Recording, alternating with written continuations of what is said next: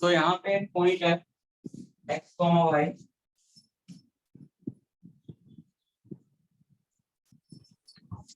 इस x, y का position vector क्या होगा कि हम इसको ओरिजिन से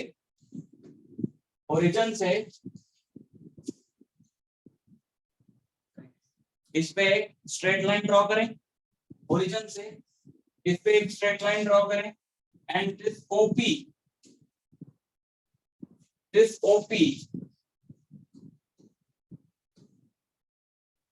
is called the position vector of point P. This OP is called the position vector of point P, and this is what xi cap plus y j cap. ठीक, तो इसका अपना भी तो कोई मैग्नीट्यूड होगा, है ना। जैसे कल हम एग्जांपल ले रहे थे कि एक बॉक्स पे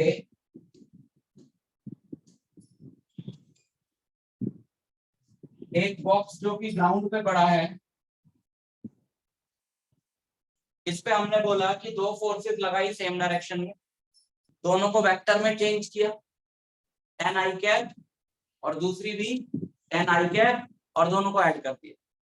या फिर एक फोर्स लगाई tan i कैप, दूसरी फोर्स लगाई tan j कैप, और दोनों को तब भी दूसरी फोर्स लगाई माइनस tan i कैप, तब भी दोनों को ऐड ही कर दिया। यानी कि रिजल्टेंट निकालने के लिए वेक्टर में कन्वर्ट करके ऐड कर, रिजल्टेंट निकालने के लिए वेक्टर फॉर्म में कन्वर्ट करके ऐड कर दो, दैट्स इट। तो हमने बोला कि अगर ये दोनों परपेंडिकुलर होती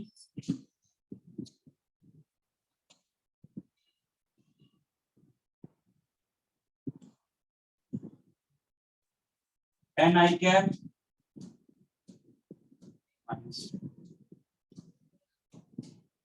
और ये वाली हो जाती माइनस tan j कैप, और resultant force F, resultant vector is tan i cap minus tan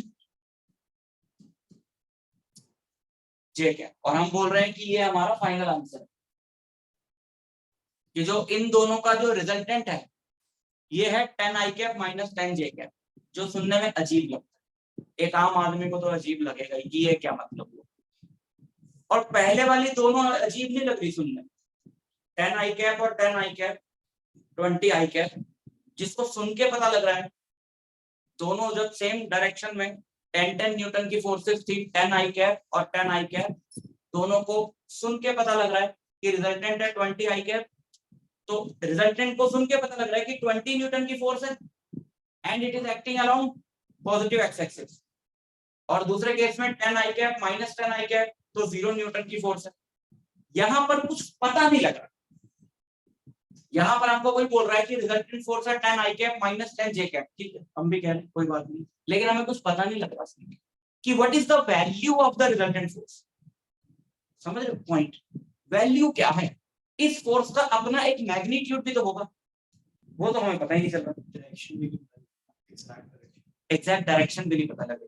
तो ये यूजफुल कैसे है, ये हमने अपना काम इस तरीके से ऐड करके दोनों फोर्सेस को रिजल्टेंट निकालने का हमने अपना काम आसान किया कि मुश्किल कर लिया, मुश्किल कर लिया हमें। तो अब कोई बोले कि ये force tan i cap tan j cap छोड़ो, बताओ कितने न्यूटन की फोर्स है, ये 10 न्यूटन की है, 15 न्यूटन की है, 20 न्यूटन की है, वो यहाँ से पता चल रहा है कि नहीं चल रहा है, चल रहा है। अब देखो जरा ध्यान से कैसे, कल हमने एक एग्जांपल लिया था, जब हम कल हमने एक फोर्स लिखी थी, याद है 4i कैप, जब हम लिख रहे हैं 4i cap Newton, so this is the force of 4 Newton in positive x, है ना। इसको देख के तो सब कुछ पता चल, मैग्नीट्यूड भी पता लग रहा है, डायरेक्शन भी पता लग रही है। और याद करो जब हमने इसको ड्रॉ किया था, ये इंपॉर्टेंट है, याद करो जब हमने इसको ड्रॉ किया था तो कैसे किया था, एक्स एक्सिस में हम 4 यूनिट लिए थे, 4 यूनिट, यहाँ पे ये हमारा यहाँ से एक्स एक्सिस स्टार्ट हो रहा है, तो 1 unit 2 unit, 3 unit and 4 unit. और हमने बोला ये है हमारी फोर्स, है ना, 1 2 3 4 ये फोर्स। अब यही छुपा है राज। इसका मतलब ये हुआ, सोचो अगर ये फोर्स 3 न्यूटन की होती तो एरो की लेंथ क्या होती, इतनी, है ना, 3 यूनिट। ये फोर्स 2 न्यूटन की होती तो एरो की लेंथ इतनी होती, और ये फोर्स 5 न्यूटन की होती तो एरो की लेंथ और बड़ी होती। इसका मतलब है कि जो एरो की लेंथ है, जो एरो वेक्टर को रिप्रेजेंट कर रहा है, जो उसकी लेंथ है, वही उसका मैग्नीट्यूड। मतलब इसका रिजल्टेंट जो वेक्टर निकालेंगे, जो ड्रॉ करेंगे उसकी लेंथ निकालेंगे। यानी कि जो एरो की लेंथ है वही मैग्नीट्यूड है। तो अगर हम किसी तरह से एरो की लेंथ निकाल पाए, जो कि हम बहुत इजीली निकाल सकते हैं, तो वही फोर्स का मैग्नीट्यूड होगा। अब देखो, जैसे यहां पर ये पॉइंट था और इसका पोजीशन वेक्टर है xi cap plus yj cap, ठीक है। अब जैसे सम है ये दो वेक्टर्स का, ये दो वेक्टर्स का सम है, एक वेक्टर उसमें से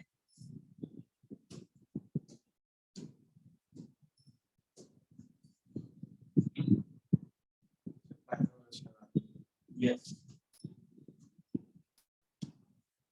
वेक्टर्स को देख के कभी कभी तो मुझे ऐसा लगता है कि इतनी यूजफुल चीज कितनी आसानी से बना कैसे गई, बहुत ही सही चीज बना।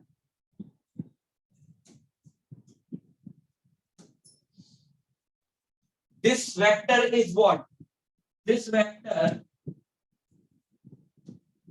तुम्हें सारी चीजों को समझना पड़ेगा, इन्हें जोड़ के देखना पड़ेगा इस बात पर।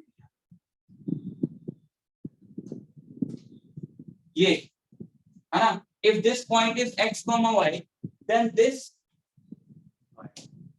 is xi cap and this one is yj cap।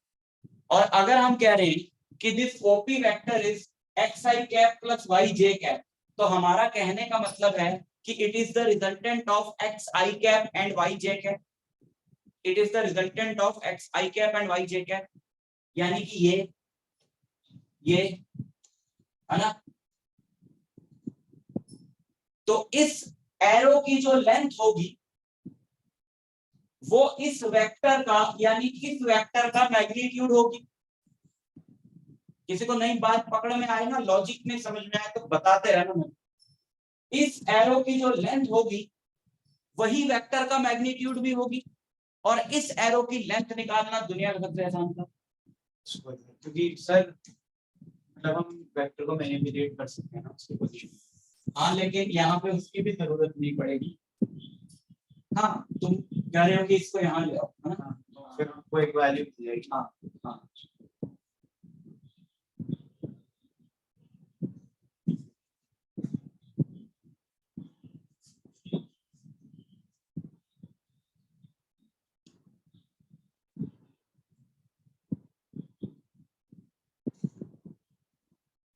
Vector को कल ही मैंने बताया था कि उठा के कहीं पर भी शिफ्ट कर सकते हो।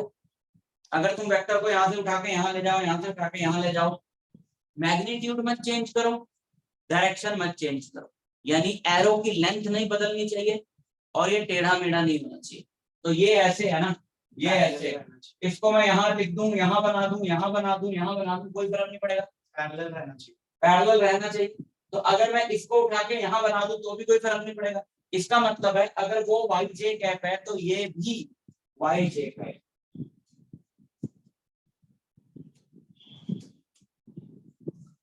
If that is yj cap, then this is also yj cap, and ये पॉइंट है x, y, तो इसका मैग्नीट्यूड x हुआ, इसका मैग्नीट्यूड y हुआ। तो OP वेक्टर का मैग्नीट्यूड क्या हुआ, OP वेक्टर का मैग्नीट्यूड, है ना, ऐसे बताया था ना कल, एरो लगा के मॉड लगाना है। OP वेक्टर का मैग्नीट्यूड यानी length of OP, which is what, under root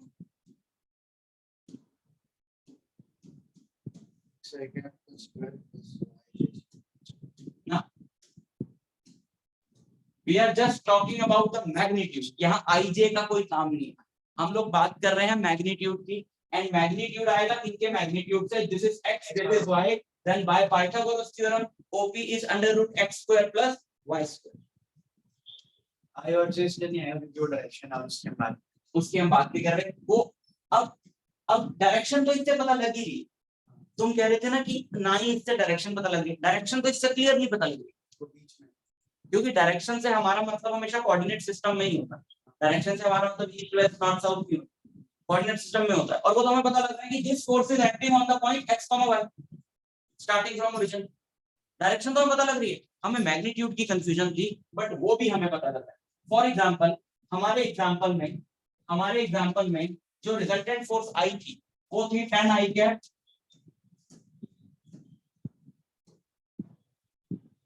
minus 10 j cap.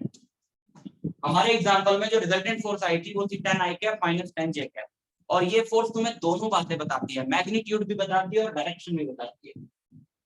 तो अब अगर ये है 10 i cap minus 10 j cap, यानी इसका x पॉजिटिव है और y नेगेटिव है, तो एक तो हमें इसकी डायरेक्शन पता लग गई कि ये फोर्थ एक्सिस में होगी, फोर्थ क्वाड्रेंट में होगी, यहाँ पे फोर्थ क्वाड्रेंट में होगी, क्योंकि ये वाले पॉइंट के कोऑर्डिनेट्स होंगे 10, माइनस 10, तो ये इसका पोजीशन वेक्टर है।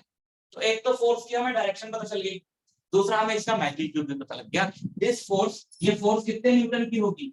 ये फोर्स होगी अंडर रूट 10 स्क्वायर, और मैग्नीट्यूड में प्लस माइनस से फर्क नहीं पड़ता क्योंकि स्क्वायर होना है। तो प्लस माइनस 10 का चाहे इसको ऐसे लिख लो, माइनस से कोई फर्क नहीं पड़ेगा, तो 10√2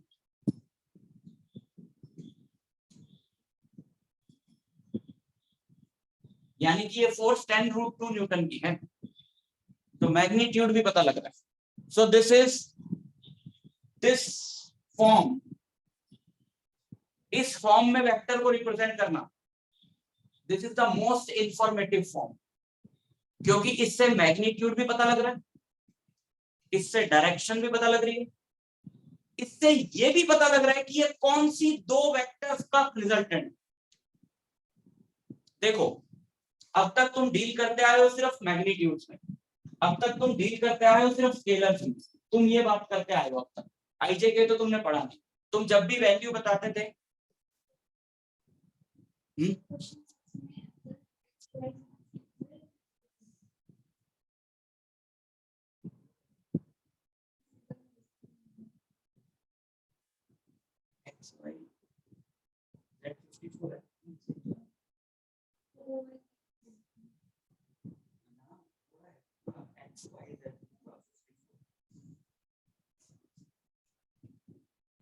अब तक हम लोग मैग्नीट्यूड्स में डील करते आए, हमने आईजे के तो पढ़ा नहीं।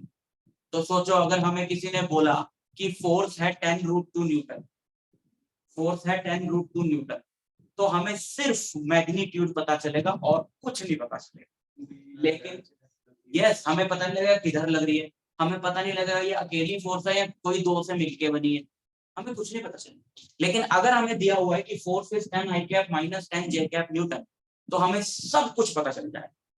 हमें डायरेक्शन पता लग गई, हमें मैग्नीट्यूड पता लग गया, हमें सुन के ये भी पता लग गया कि ये दो फोर्सेस का रिजल्टेंट है, हमें ये भी पता लग गया कि उन दोनों फोर्सेस का मैग्नीट्यूड क्या है और उनकी डायरेक्शन क्या है। यानी इतनी छोटी सी नोटेशन में इतनी इंफॉर्मेशन, इसलिए वेक्टर्स बनाए हैं। तो हम ये फॉर्म यूज करेंगे, और याद रखना नई चीज है इसलिए मुश्किल लग रही है, ये बहुत आसान है हैंडल करना। सर को डायरेक्शन को जल्दी हाँ से क्वाड्रेंट में, हाँ, और वैल्यू मैग्नीट्यूड कौन से दो वेक्टर्स का ये रिजल्टेंट है, इस कंपोनेंट्स पता लग रहा है, कंपोनेंट्स की डायरेक्शन, कंपोनेंट्स की वैल्यू। हाँ, 5-6 चीजें पता लग रही है एक ही नोटेशन, है ना, 5-6 चीजें पता लग रही है एक ही नोटेशन। तो ये इससे बढ़िया किसी भी वेक्टर की रिप्रेजेंटेशन हो ही नहीं सकती। तो हमने ऐसे नहीं करना, ऐसे तो हम कर ही रहे हैं, इसको तो हमें हैंडल करना आता ही है, चाहे आगे हमको ऐसे दे दे हमें क्या फर्क पड़ता है, इसको सीखो और इसके बिल्कुल सोल में जाओ, रट्टे वाला काम बिल्कुल नहीं चाहिए, फिजिक्स नहीं पल्ले पड़ेगी, ठीक है। ये है मेन। तो यहां पे बात चल रही है अभी दो एक्सिस की, जेड एक्सिस तो हम लेके ही नहीं आए बीच में, बट कोई दिक्कत नहीं, हो सकता है पॉइंट जो है वो 3 डायमेंशंस में हो, पॉइंट 3 डायमेंशंस में हो। पॉइंट अगर 3 डायमेंशंस में है तो एक जैसे x i cap plus Y j cap plus Z k cap एक एक्स्ट्रा लगा, है ना, उसका भी लिख ही लेते हैं।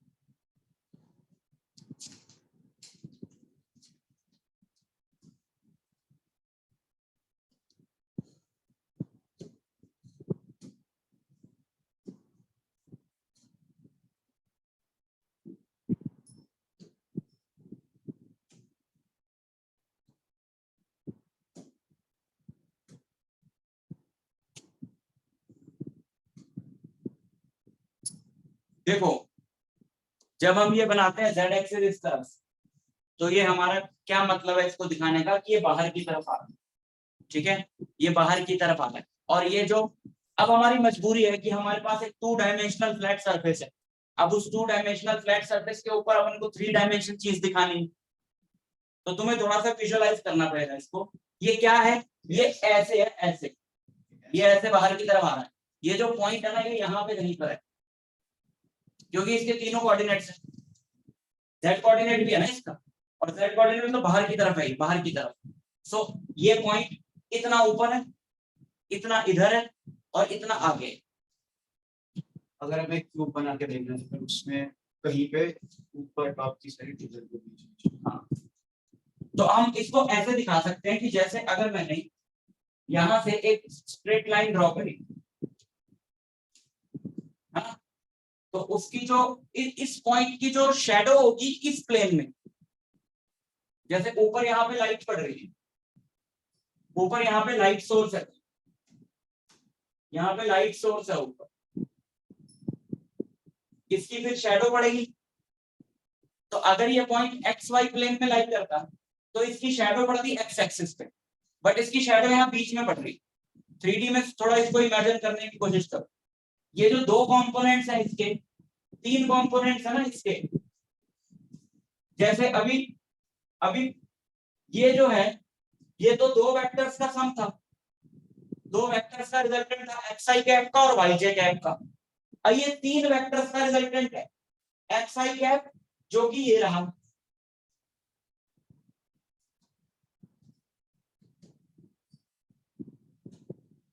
ये रहा एक्स आई कैप, है ना,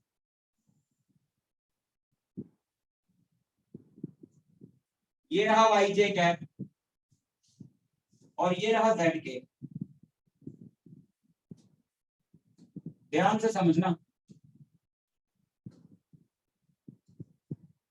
ये इसके कंपोनेंट्स हो गए ना, है ना, this component is x i cap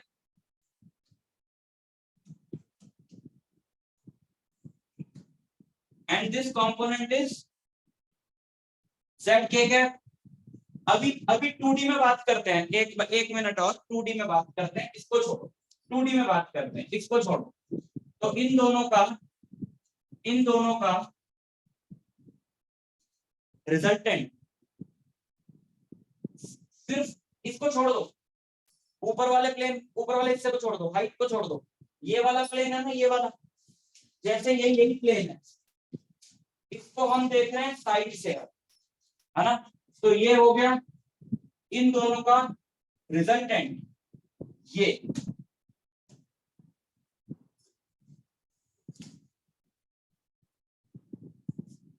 है ना, समझ में आ रहा है, ये इन दोनों का रिजल्टेंट हो गया ये, यानी कि ये एक्स आई कैप है और ये इसके पैरेलल, ये जेड के कैप, है ना, इसके पैरेलल ये जेड के कैप। तो ये हुआ इन दोनों का रिजल्टेंट, इसका नाम हम रख दें, सपोज इसका नाम हम रख दें OQ। तो this OQ vector is xi cap plus z, this OQ vector is xi cap plus zk cap. OQ vector क्या बना, OQ बना xi cap plus zk cap. Clear, समझ आ रहा? और अब बात करो तीसरे वाले की। Now we have two vectors, एक इधर इस प्लेन में OQ और एक ये वाला वेक्टर ये yj कैप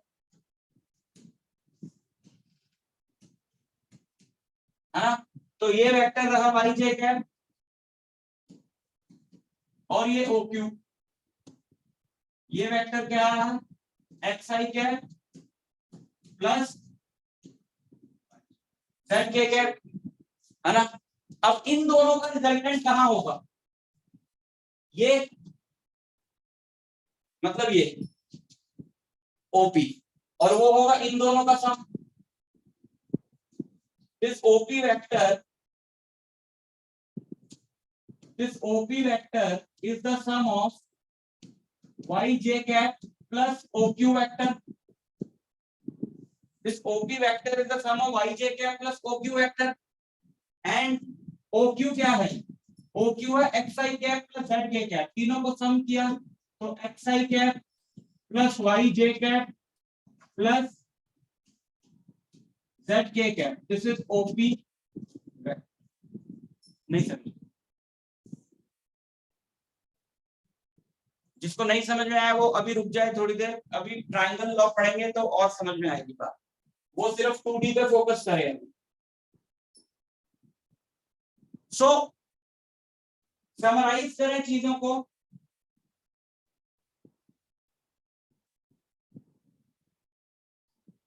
एक पॉइंट है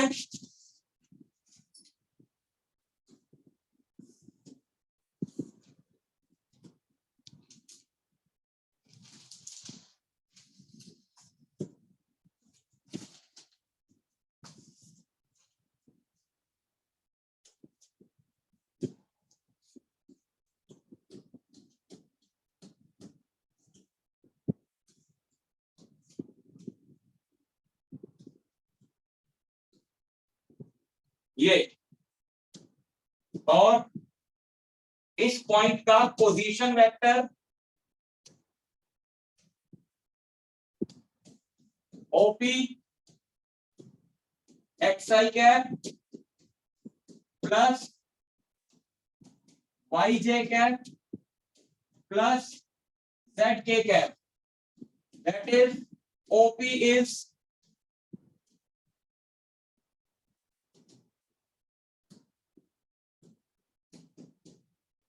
sum, मतलब resultant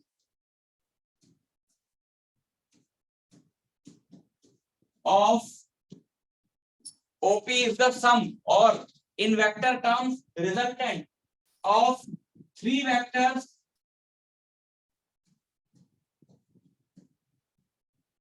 xi cap plus yj cap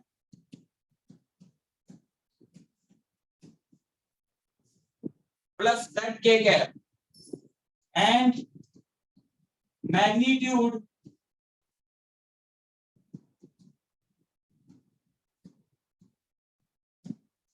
of OP is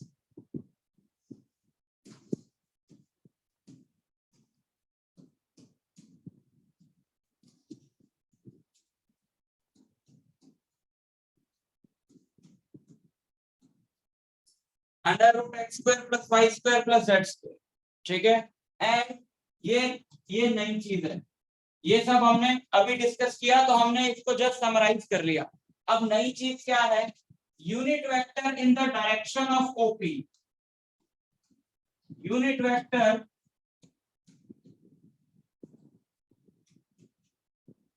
in the direction of OP.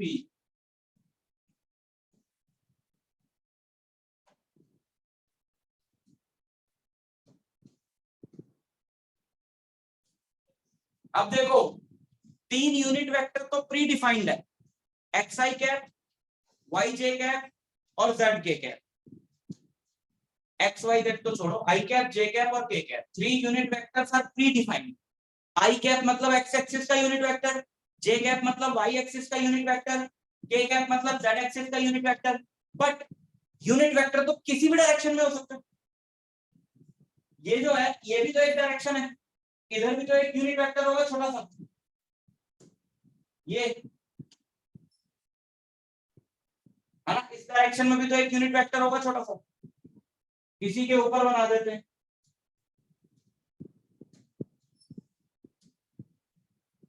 ये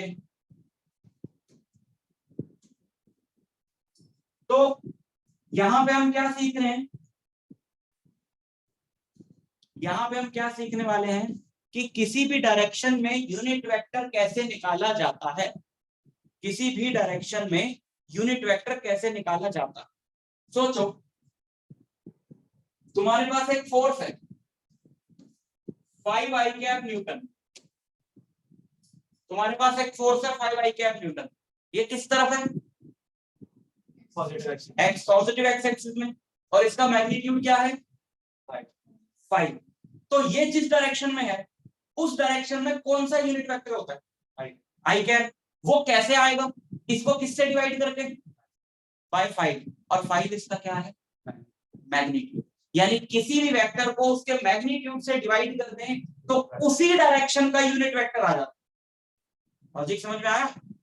ये हमारे पास एक वेक्टर है जो 5 आई कैप है, इसका मैग्नीट्यूड है 5, मतलब इसको मैं अगर 5 से डिवाइड कर दूं तो आई कैप बचेगा, which is the unit vector in this direction, जिसमें ये वेक्टर। यानी कि अगर तुम्हें किसी भी डायरेक्शन में यूनिट वेक्टर चाहिए, अगर तुम्हें किसी भी डायरेक्शन में यूनिट वेक्टर चाहिए तो तुम उस डायरेक्शन के वेक्टर को उसके मैग्नीट्यूड से क्या कर दो, डिवाइड कर दो। यानी कि अगर मेरे को चाहिए unit vector in the direction of OP, यानी मुझे इस डायरेक्शन में यूनिट वेक्टर चाहिए, यानी ये वाला unit vector in the direction of OP चाहिए अगर मेरे को, तो मैं क्या करूं, मैं करूं ओपी यूनिट वेक्टर, ये है ना, OP unit vector, OP vector by magnitude of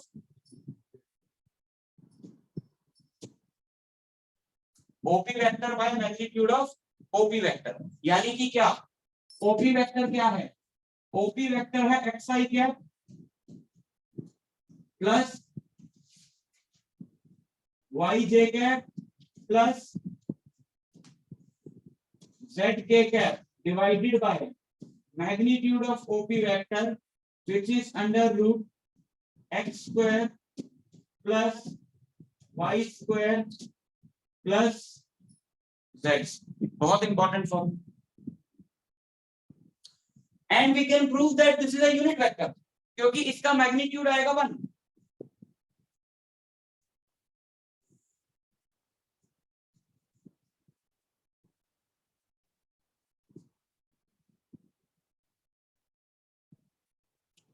हाँ, ऐसे कहने से बात नहीं बनेगी। क्वेश्चन सपोज हमको है कि prove that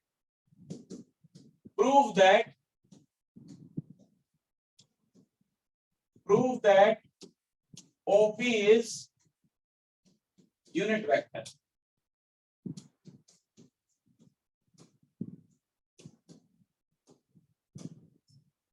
prove that OP is unit vector मतलब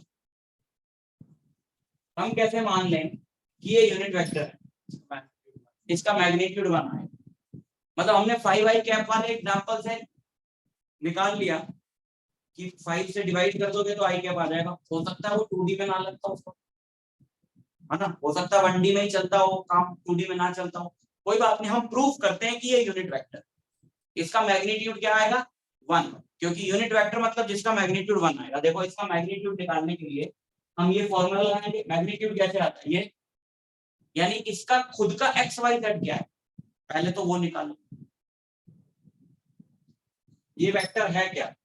अगर इस वेक्टर को पूरा खोल के लिखें तो ये आएगा x upon under root x square plus Y square plus Z square I cap plus Y upon under root, तीनों के नीचे कर दिया ना, X square plus Y square plus Z square J cap plus Z upon under root x square plus Y square plus Z square, ठीक है, ठीक है। So what is the magnitude of OP? ये तो किसी भी वेक्टर का magnitude होता है i के कोएफिशिएंट का स्क्वायर प्लस j के कोएफिशिएंट का स्क्वायर प्लस k के कोएफिशिएंट का स्क्वायर और उस पूरे का root. So what is the magnitude of OP? Magnitude of OP is under root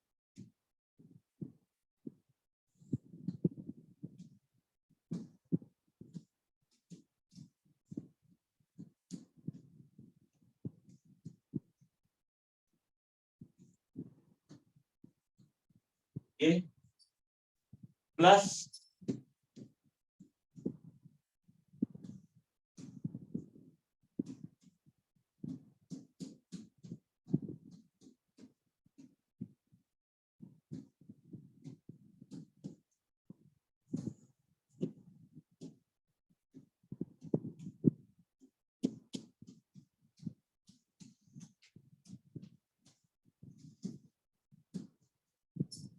ये, so that is, दिख रहा है कि ये बना रहा है, यहाँ पे ऊपर क्या आएगा एक्स स्क्वायर, यहाँ पे आएगा वाई स्क्वायर, यहाँ पे आएगा जेड स्क्वायर, और तीनों के डिनोमिनेटर में जब इसका स्क्वायर करेंगे तो रूट हट जाएगा, तो डिनोमिनेटर इसका भी क्या है x square plus Y square plus Z square, इसका भी x square plus Y square plus Z square, इसका भी x square plus Y square plus Z square. So under root x square plus Y square plus Z square by ये denominator का equal है, by denominator भी यही हो जाएगा x square plus Y square plus Z square, और इसका magnitude क्या आ गया 1। यानी कि किसी भी वेक्टर को उसके यूनिट वेक्टर से डिवाइड कर दो तो उस डायरेक्शन में क्या आ जाता है यूनिट वेक्टर। समझ में आया। सर इसका फर्स्ट स्टेप में हमने जो x बाय x प्लस को लिया है वो मतलब एक मैग्नीट्यूड है ना, बड़े वाले का, मेन ओपी वाले का, ओपी का एक साइड का मतलब एक ओपी का मैग्नीट्यूड, ये तो पूरा ये था ना, ये था, इसी को हमने तीनों के नीचे लिया ना, so this was vector OP by magnitude of vector OP and that is unit vector in the direction of OP, ठीक है।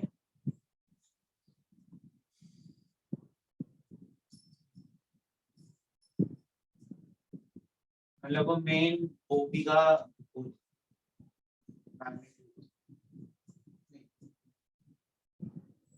वेक्टर ओपी बाय मैग्नीट्यूड, हाँ फिर उसमें सर सेकंड वाले स्टेप में क्या होगा जहाँ पे हमने स्क्वायर लगाया, ये हमारे पास अब आ गया वेक्टर, हमने अब इसका मैग्नीट्यूड शो करना है कि 1 है, तो मैग्नीट्यूड क्या है अंडर रूट एक्स के कोएफिशिएंट का स्क्वायर प्लस वाई के कोएफिशिएंट का स्क्वायर प्लस जेड के कोएफिशिएंट। अच्छा अभी ये वेक्टर ओपी मतलब यूनिट वेक्टर ओपी आया है ना, हाँ ऊपर जो है हाँ,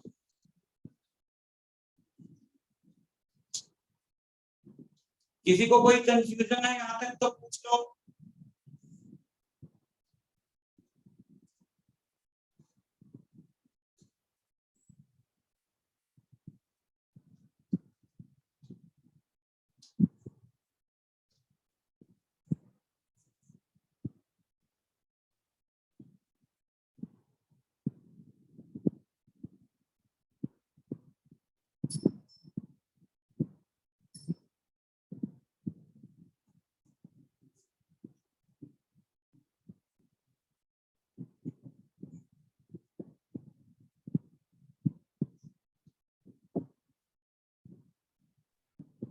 सर जब हमने यूनिट वेक्टर का मैग्नीट्यूड निकाला तो हमने अंडर रूट में सबका स्क्वायर क्यों कर दिया?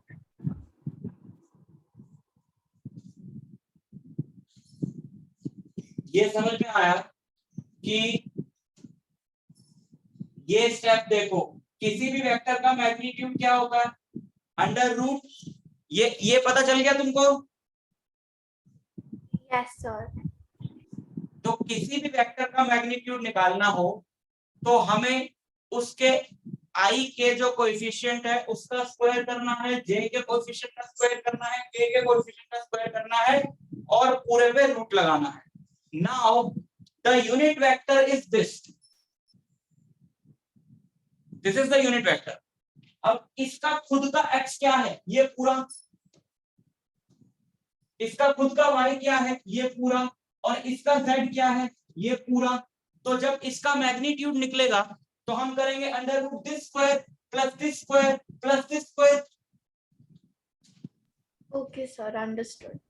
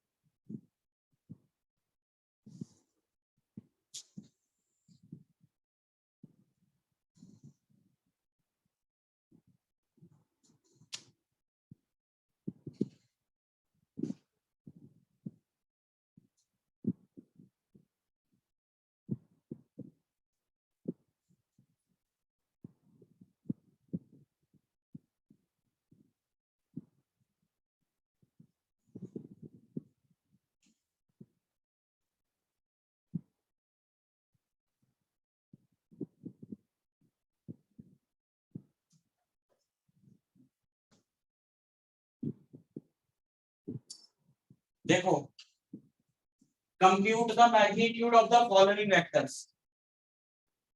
पहला क्वेश्चन, कंप्यूट द इसका मैग्नीट्यूड क्या हो,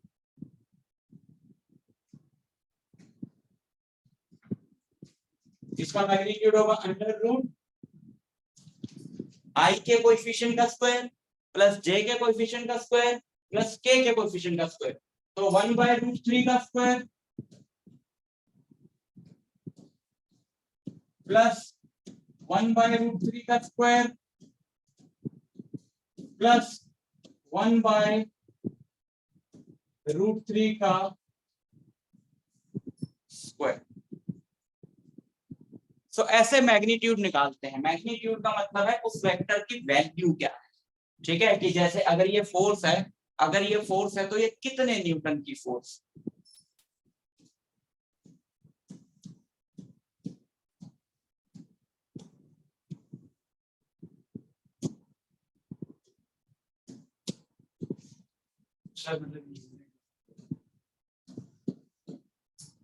इसका मैग्नीट्यूड आ गया 1, तो it is a unit vector.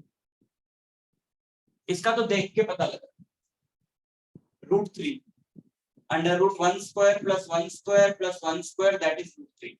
इसका होगा, इसका ऐसे ही निकाल लो, चलो ओरली निकाल लो। 2 का स्क्वायर 4, 7 का स्क्वायर 49, 3 का स्क्वायर 9, 49 प्लस 9 58 प्लस 4 62, तो √62। इसका मैग्नीट्यूड होगा √60। ठीक है, सेकंड क्वेश्चन देखो, write two different vectors having same magnitude. Write two different vectors having same magnitude. तो ये देख, write two different vectors having same magnitude. पहला वेक्टर हो गया, एक फोर्स ले लो 5 i कैप न्यूटन एक फोर्स हो गई 5 i कैप न्यूटन, इसका मैग्नीट्यूड कितना हो गया 5, और एक वेलोसिटी ले लो, एक वेलोसिटी ले लो -5 j कैप।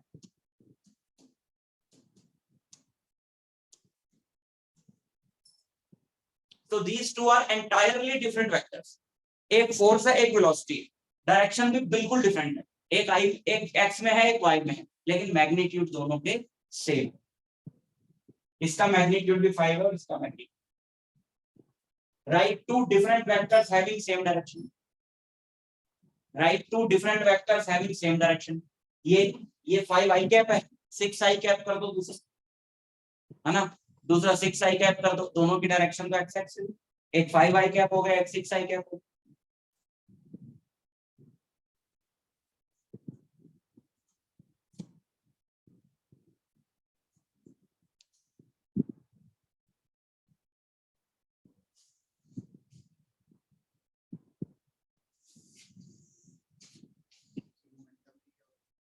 क्या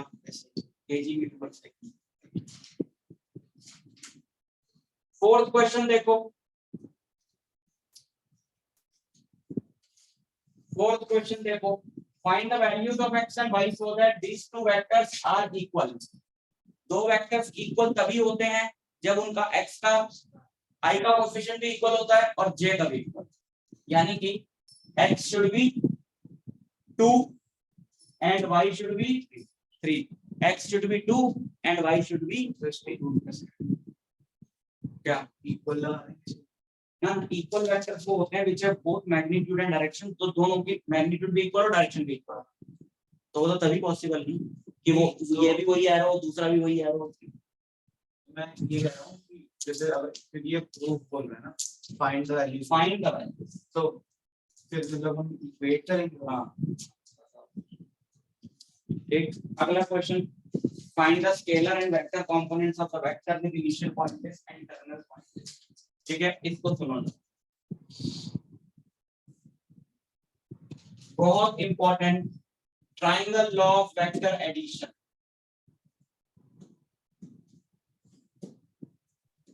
सर फोर्थ क्वेश्चन का क्या आंसर था?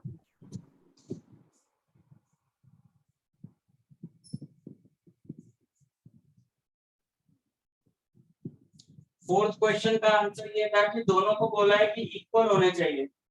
इक्वल होते हैं तभी वेक्टर्स जब दोनों वेक्टर्स के i का कोएफिशिएंट भी सेम होता है और j का भी सेम होता है। तो इसका i का कोएफिशिएंट है 2 और इसका है x, तो x शुड बी 2, इसका j का कोएफिशिएंट है 3 और इसका है y, तो y should be 3। Okay sir.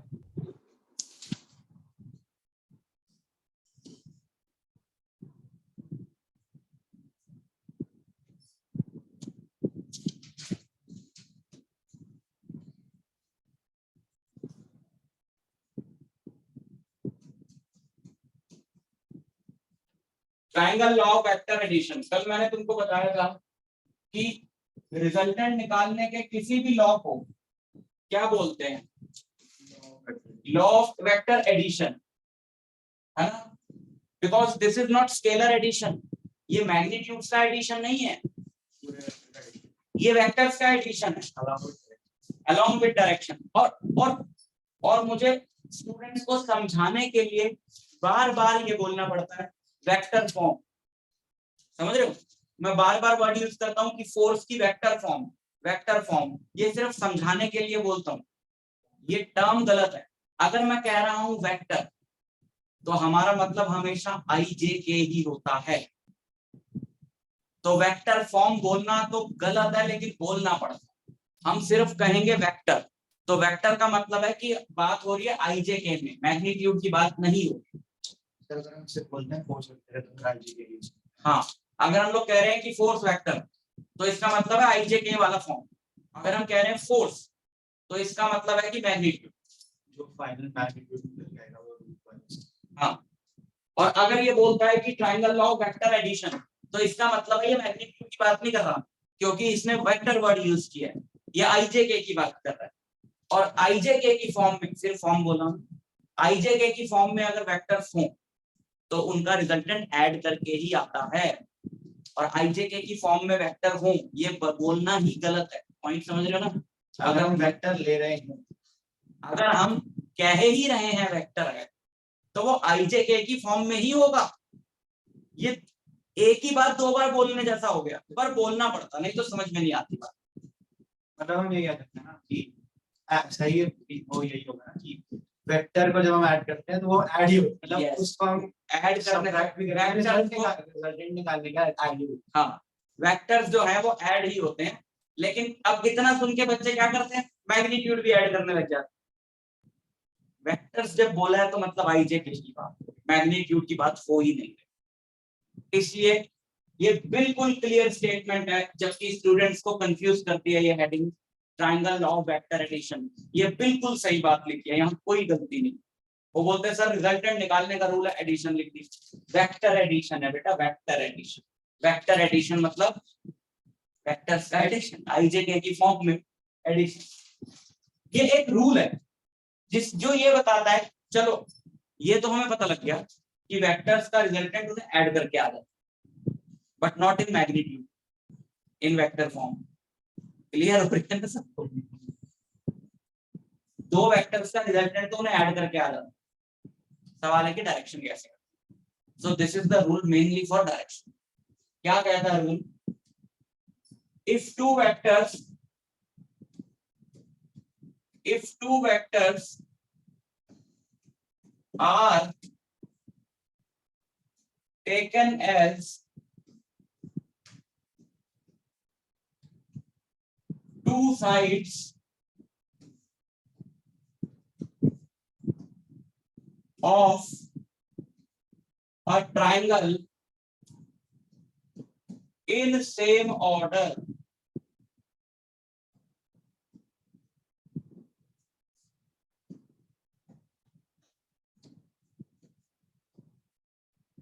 then their resultant is the third side of triangle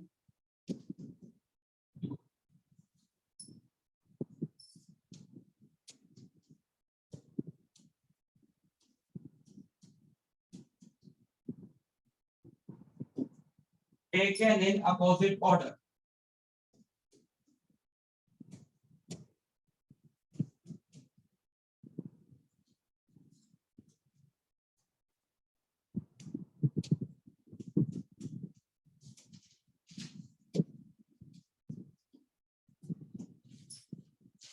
If two sides of a triangle, if two vectors are taken as two sides of a triangle in same order, then their resultant is the third side of triangle taken in opposite order. क्या मतलब? जैसे यहाँ पर एक box है, यहाँ पे एक बॉक्स है, ठीक है? हम साइड से नहीं देख रहे, अभी साइड से देखेंगे तो समझ नहीं आएगी बात, ऊपर से देख, ठीक है? ये हम ऊपर से देख रहे हैं, ऊपर से, यानी ये सामने जमीन है हमारे और जमीन पे एक बॉक्स रखा हुआ है, ये रखा हुआ है, यहाँ से देख रहा हूँ, ठीक है? ऊपर से देख रहा हूँ। अब अगर मैंने यहाँ पे एक फोर्स लगाई, एक बार एक बंदे ने इसको इधर से धक्का मारा,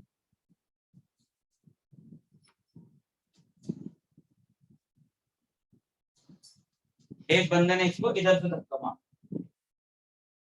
और तुम्हें पता चल गया कि जो एरो की लेंथ होती है वही वेक्टर का मैग्नीट्यूड होता है। तो ये मैंने काफी बड़ा एरो बनाया, मान लो ये फोर्स है 10 न्यूटन की, और एक बंदे ने इसको इधर से पुश किया 6 न्यूटन की फोर्स, तो वो एरो थोड़ा छोटा बने, ये एरो थोड़ा छोटा बने, 6 न्यूटन की फोर्स से इधर से पुश।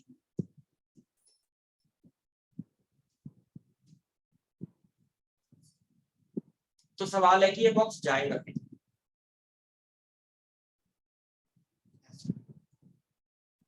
अगर तो दोनों सेम डायरेक्शन में हमने लगाई तो इधर जाएगा, ऐसे लगाई तो दोनों इक्वल लगाई तो कैंसिल हो गई, लेकिन अगर यही दोनों अपोजिट डायरेक्शन में लगाई, 10 इधर से लगाई 6 इधर से लगाई, तो ज्यादा बड़ी कौन सी हुई? 10 वाली, तो इधर जाएगा। लेकिन अगर आप ऐसे लगाई हैं, या हो सकता है मैं इसको थोड़ा टेढ़ा भी लगा देता, किसी भी डायरेक्शन में लगाई है, तो अब ये किधर जाएगा उसके लिए है ट्रायंगल। कहता है कि जो दो वेक्टर्स है ना, उन्हें तुम ट्रायंगल की दो साइड्स मान लो सेम ऑर्डर में। सेम ऑर्डर का मतलब जानते हो, वेक्टर के दो पार्ट होते हैं, हेड और टेल। सेम ऑर्डर का मतलब होता है head tail head tail head tell, ये सेम ऑर्डर है। तो मतलब क्या करना है, एक की टेल को उठा के दूसरे के हेड पे रख, मतलब कोई निशान नहीं होना चाहिए। हाँ, पर ऐसी टेक्निकल टर्म्स मत यूज करो, because I am not using the coordination, तो अभी हम बात करेंगे कोऑर्डिनेशन।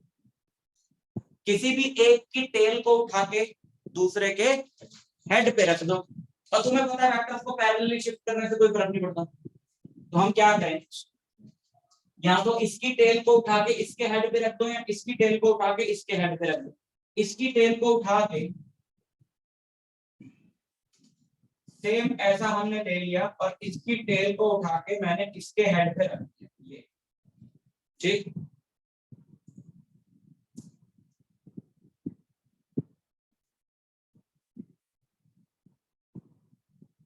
इसकी टेल को उठा के मैंने इसके हेड पे रख दिया एस। अब ये हो गई two sides of a triangle taken in same order. क्या कहता है कि take two vectors as the two sides of a triangle in same order. Same order हुआ ना, देखो टेल हेड टेल हेड, एक की टेल को दूसरे के हेड पे रख दिया, तो टेल हेड टेल हेड। अब now complete the triangle by drawing the third side.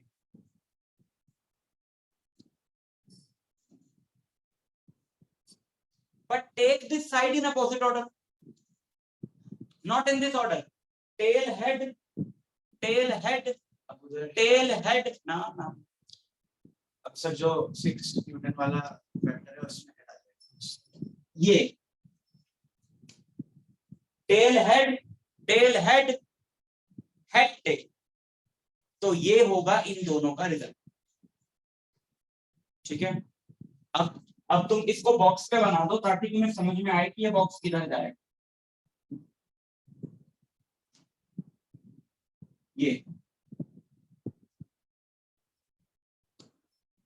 ये होगा इन दोनों का रिजल्टेंट। तो जब ये दो फोर्सेस ऐसे लगेंगी तो ये बॉक्स ऐसे जाए, समझ गए। जब ये दो ऐसे लगेंगी तो रिजल्टेंट का मैग्नीट्यूड तो अपने को पता है, 10 i कैप माइनस 10 6 कैप, मतलब 10 i cap minus 6 j cap, 10 i cap minus 6 j cap, और मैग्नीट्यूड है under root 10 square plus 6 square, magnitude is root 136। वो सब अपने को पता है। डायरेक्शन वो भी पता थी, पता तो वो भी थी कि अब हम पॉइंट को प्लॉट करें 10 i cap minus 6 j cap, यानी 10,6 पॉइंट कहां पे आएगा, फोर्थ क्वाड्रेंट में। 10,6 यहां कहीं आएगा, 10, माइनस 6 यहां कहीं आएगा, यही तो है। ये यही है, ऐसे निकाल लो, यहां से निकाल लो, बट ट्रायंगल लॉ पता होना चाहिए कि ये बहुत सारी जगहों पे बहुत ज्यादा यूजफुल रहता है। समझ गए, डायरेक्शन निकाल। डायरेक्शन निकालने के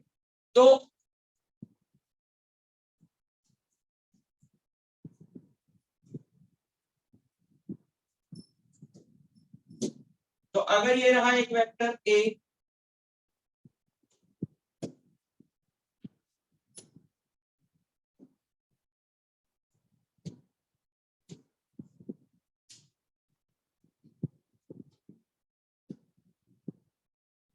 और ये रहा एक वेक्टर बी, तो इनका रिजल्टेंट होगा these two are in same order. अगर देखो, अगर तुम उल्टा भी करते ना तो भी यही डायरेक्शन आती। मैंने बोला इसकी टेल को इसके हेड पे शिफ्ट करो, अगर तुम इसकी टेल को इसके हेड पे शिफ्ट करते तो भी यही डायरेक्शन आती।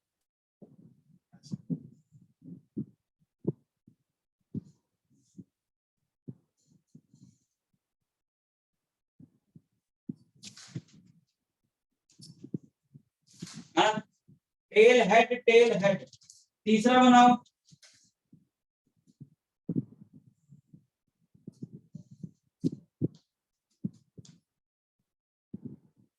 ये वाला, ये एक tell head, tail head, head tail, ये दोनों सेम है। किसी भी एक की टेल को दूसरे के हेड पे शिफ्ट करने से तीसरा वाला बनाओगे अपोजिट ऑर्डर में, वो उन दोनों के रिजल्टेंट की डायरेक्शन होगा। ये हो गई इनके रिजल्टेंट की direction r, and this are in vector form, जो कि गलत है बोलना क्योंकि ये वेक्टर्स ही हैं, ए प्लस बी। तो तुम्हें एक पूरा ट्रायंगल बना के दिया होगा, तुमको पहचानना होगा उसमें से कि कौन से दो वेक्टर्स हैं और कौन सा उनका रिजल्टेंट। यस, जो उल्टे ऑर्डर में होता है वो resultant. Sir what if vectors की टेल और टेल जॉइंड है, हेड और टेल जॉइंड नहीं है? दोनों वेक्टर्स की टेल ज्वाइन करके भी हम लोग रिजल्टेंट फाइंड कर सकते हैं, बट वो कहलाता है पैरेललोग्राम लॉ, जिसको हम नेक्स्ट टाइम पढ़ने वाले हैं। ट्रायंगल लॉ हम आइडेंटिफाई कैसे करेंगे? हाँ, सर आइडेंटिफाई कैसे करेंगे कि हेड जॉइन है या टेल? आइडेंटिफाई हमें करना ही नहीं है। हमें क्यों जरूरत है आइडेंटिफाई करने की? हमें रिजल्टेंट निकालना है। टेल और हेड तो क्लियरली दिखाई देते हैं ना, जिस तरफ एरो लगा है वो हेड होता है। अब तुम यहाँ पे देखो कि इन दोनों वेक्टर्स के क्या ज्वाइन है, तुम्हें पता चल जाएगा। देख, ये इसका हेड है और ये इस वाले की टेल है। ये यहाँ पे दोनों के हेड एक साथ ज्वाइन है, यहाँ पे दोनों की टेल से एक साथ ज्वाइन है। तो वेक्टर दूसरे बाकी दोनों वेक्टर्स की टेल, एक वेक्टर की टेल से ज्वाइन होगा और एक की हेड से, जिसका टेल दूसरे के टेल से होगा और जिसका हेड दूसरे के हेड से होगा, वही रिजल्टेंट होगा। हाँ, क्या कोई कंफ्यूजन है तो बताओ। सर रिजल्टेंट की डायरेक्शन कैसे डिटरमिन करी हमने? हमने दूसरा वेक्टर हमारा कहीं पर भी हो, हमने उसकी टेल को, ये वेक्टर हमारे कहाँ थे एक्चुअली में, एक ये था एक ये था, तो हमने इसको उठा के एज इट इज इसकी टेल को इसके हेड पे रख देना। किसी भी एक वेक्टर की टेल को दूसरे के हेड पे रख दिया हमने, उठा इसको उठा के हमने यहां रख दिया, तो ये दो साइड्स बन गई और हमने तीसरी साइड बना के ट्रायंगल कंप्लीट किया। बट जो थर्ड साइड बनानी है वो अपोजिट ऑर्डर में बनानी। ये है टेल, ये हेड, ये टेल, ये हेड, तो ये जो थर्ड साइड बनाई this should be in opposite order, tail head, फिर head tail. So this is the direction of result. ये ओके सर। नहीं समझ में आया? नहीं सर, अब समझ में आ गया।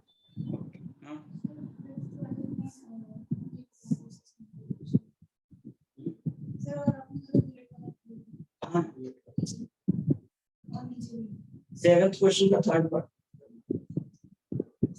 अरे वो थोड़ी कैसे बस बुलेट वर्ड आ गया तो मतलब वही क्वेश्चन। ठीक है बच्चों, अभी यहीं तक। इसकी रिकॉर्डिंग देख लेना, फिर नेक्स्ट क्लास में मिलते हैं। ये क्वेश्चंस मैं शेयर करूंगा कुछ तुम्हारी प्रैक्टिस के लिए, वो कर लेना। आप पढ़ाना तो इजी लग रहा है।